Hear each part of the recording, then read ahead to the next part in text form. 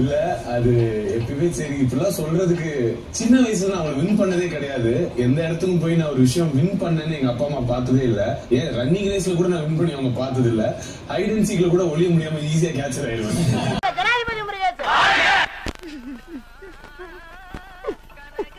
ஏப்பா அழுகுற முருகேசா? என்னமா ஃபீல் பண்ணி கூவுறான்டா அவன். என்ன போய் ஜனாதிபதின்னு நீ ஏன்டா அழுகுற? இல்ல வாங்குற காசுக்கு மேல கூறாடா கொய்யா. போடா கொய்யால காசாடா முக்கியம், கூவல் தான்டா முக்கியம். அதுவும் வித்தியாசமா கூவுறான்டா அவன்.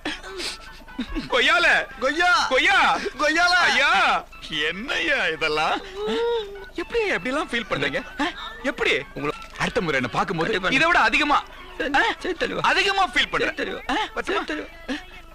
ஞாபகத்துல வச்சுக்கோ. கூவல் திலகண்டா இவன். 10 ரூபா. சோ நான் வின் பண்ணுவேன்னு எதிர்பார்த்து அம்மா சத்தியமா வரவே இல்ல. நான் போட்ட 100% எஃபர்ட் தான் என்ன இந்த இடத்துல வந்து நிறுத்திருக்கு.